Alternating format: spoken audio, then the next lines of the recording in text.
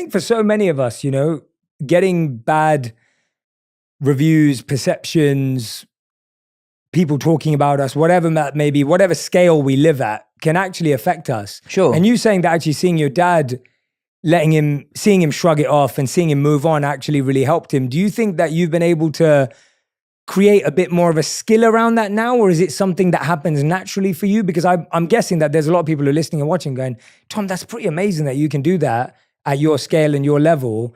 But, you know, I'm still affected by that. Or I really struggle when my mate says something. Like, I know the number one thing I hear is like, most people don't chase their dreams because they're scared of what their mates will say, let alone what the world will say. What the world will say. Yeah, like I had this I was flying back last night, as I was telling you. So I was on a plane from DC to London last night.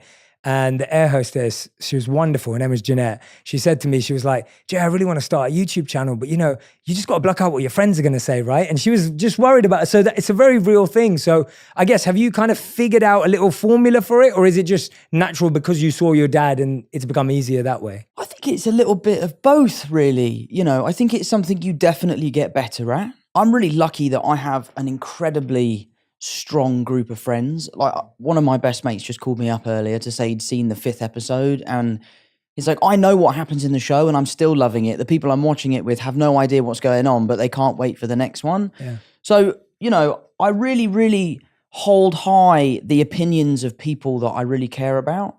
I'm also really lucky to have an amazing group of fans who are so supportive. They are diehard. They are there day one.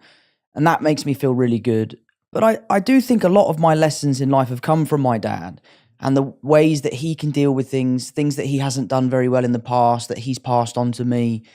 And I live by this really, I don't actually know if Christian Bale did say this, but I think he did. Bale, so I love Christian We'll Bale. say he said it. Yeah, we'll say he said it, yeah. But I think the quote is, if you have a problem with me, text me. And if you don't have my number, you don't know me well enough to have a problem with me. That is so good. And I think that is such a great piece of advice, because as a celebrity, you live on this stage, you live out there, you kind of give out a version of yourself that you want people to see. Mm-hmm. And that can be the version of yourself that they can have a problem with or they can love. And there is I feel like I'm quite authentic in my public persona, but I just try to really care about what my family thinks, what my friends think, what the people in my local community think. I live in Kingston. I know everyone that lives there. I can't walk 5 feet without bumping into one of my mum's friends.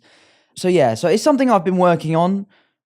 I try my best to not let that stuff affect me. It does. Yeah, of course. I'm not cold-hearted or anything like that. It does affect me, but I just try to move on and focus on the positives. Yeah, absolutely.